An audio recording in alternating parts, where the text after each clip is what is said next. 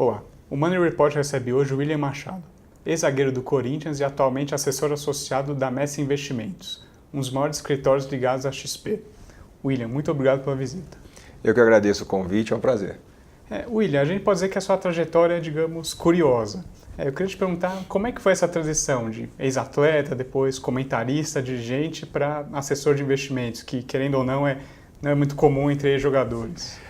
Bom, na verdade é que isso aconteceu porque eu tenho um histórico, né, desde os momentos ainda quando eu era jovem, que meus pais me cobravam muito a minha irmã de estudarmos, de dedicarmos aos estudos, ainda que em escola pública. Eles viam no estudo a única possibilidade da gente poder ter uma ascensão social e financeira. E então, quando eu comecei a jogar futebol, ainda com 13 anos, eles colocaram como condição para permitirem que eu continuasse os estudos. E aí eu fui estudando, quando tive 18 anos, completei 18 anos, era uma coisa natural entre os meus amigos prestarem o vestibular.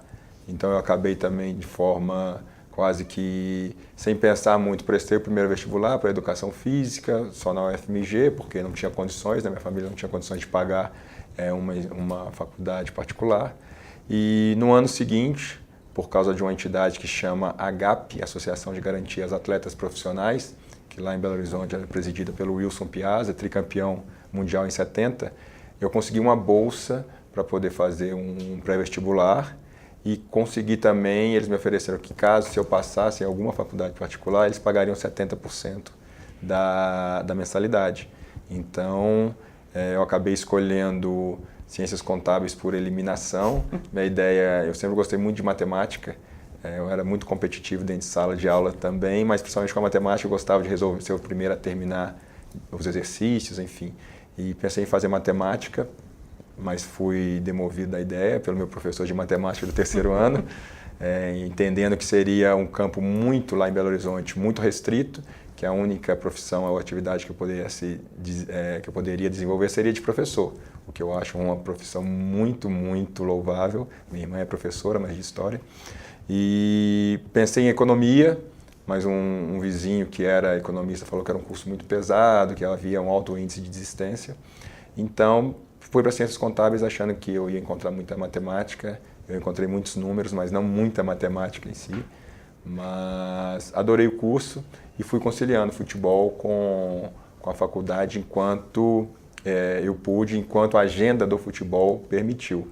Então, quando eu faço a transição de atleta, né, para uma outra carreira, quando eu aposento em 2010, eu abri o que hoje eu vejo que até seria uma certa arrogância falar que eu abri uma consultoria financeira. Não era. Na verdade, era um captador de clientes. Eu fiz uma parceria com uma grande gestora de São Paulo e aí o trabalho funcionava dessa forma inicialmente. Só que quando aconteciam as reuniões, né, eu participava e eu comecei a ver que as pessoas tinham muita dificuldade em entender o linguajar, né, o economês, digamos assim. E eu passei a, então, traduzir as conversas, porque na verdade era praticamente isso mesmo. Eu via que sejam os atletas, sejam os pais dos atletas, tinham muita dificuldade em entender, e as reuniões elas acabavam ficando muito insossas, as pessoas não entendiam de fato qual era o serviço que estava sendo ali oferecido. E como eu não consegui fazer da forma como eu gostaria essa consultoria financeira, depois de 3 anos eu acabei abandonando esse projeto, frustrado, mas fui ter experiência como dirigente, fui ter experiência como comentarista, foi um aprendizado muito grande, tanto como comentarista e como dirigente, mas ainda estava em mim assim, essa vontade muito grande de ajudar as pessoas a investir melhor, a entenderem que conforme elas gastam o dinheiro dela, elas vão ter muita dificuldade lá na frente, principalmente quando se trata de atletas ou alguma pessoa que tem um ganho financeiro muito rápido.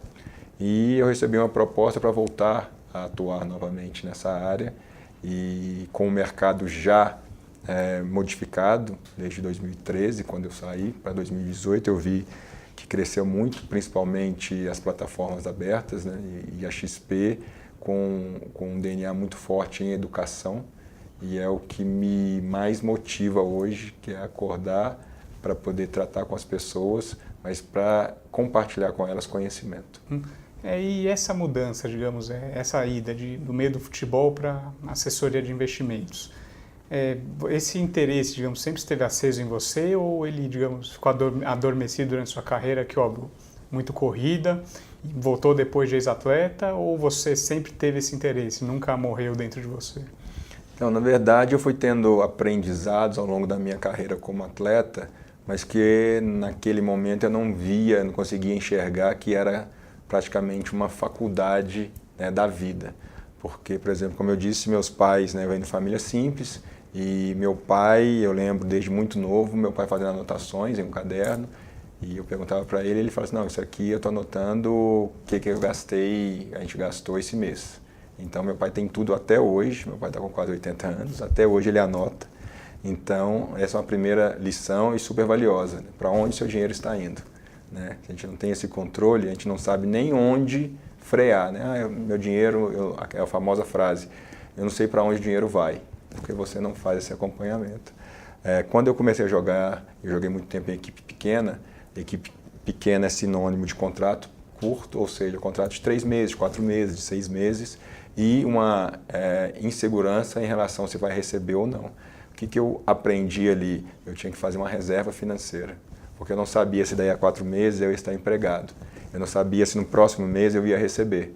Então, são, né, orientações que hoje eu compartilho com os meus clientes, que faça uma reserva financeira, que a gente fala, no mundo das finanças, se fala da famosa reserva de emergência, né?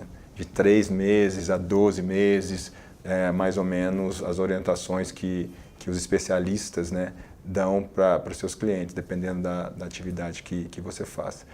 Então eu fui vendo isso, vivenciando na pele essa situação, e quando eu cheguei a jogar em equipes grandes, começando a ter uma condição financeira melhor, mas convivendo com quem ganhava mais, eu via que cometiam muitos erros. E aí os maiores erros, inclusive, passavam pela situação de não controlar o dinheiro, de não saber onde o dinheiro estava indo. Porque quando entra mais, a pessoa tende a relaxar mais. Não vou ficar, porque é chato, é trabalhoso. Mas enfim, eu não vejo nenhum milionário que não tenha tido trabalho, a não ser aqueles que são herdeiros. Ainda assim, para manter, eles precisam, né, de muito esforço, de muito estudo. Então, assim, a minha vida como atleta profissional foi um aprendizado que, olhando para trás hoje, eu consigo identificar quais tipos de lições eu tive, comparando com o que as finanças, né, tentam passar para os investidores. E você conhece muita gente que acabou ganhando muito dinheiro, mas gastando também, perdendo o que tinha? Conheço alguns, a gente fala muito do futebol, né? E o futebol, assim, eu por ser oriundo do futebol, eu acabo defendendo muito ainda, digamos, a ex-classe ou a classe, porque o futebol nada mais é do que uma célula da sociedade. Então eu já vi várias matérias de ganhadores de loterias, não só no Brasil, mas no mundo, que perderam tudo. Na verdade, a maioria perde, né?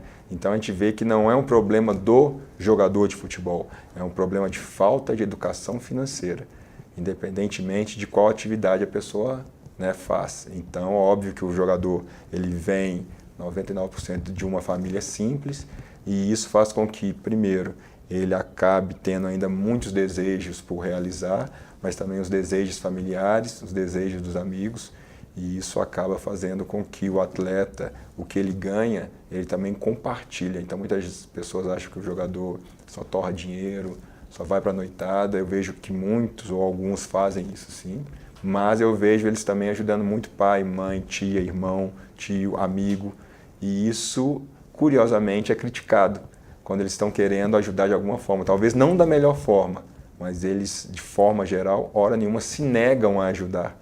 Então isso deveria ser, na verdade, enaltecido, mas ensiná-los a ajudar da forma correta. E a maioria dos seus clientes são do meio do esporte ou você atende pessoas das mais variados setores? Hoje eu tenho falado com bastante atleta e ex-atleta, mas também tenho falado com um número significativo de outros profissionais.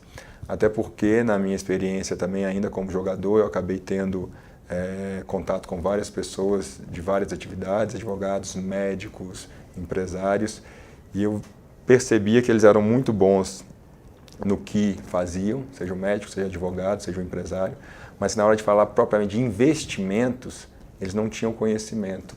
Então, acabavam negligenciando essa área da vida deles e isso pode ter um peso muito grande, até porque muitas vezes quando você consegue fazer uma alocação melhor, é mais rentabilidade que você consegue obter, logo é mais qualidade de vida também que você pode dar para sua família. Então, eu acabei também hoje transitando em outros meios que não o esportivo.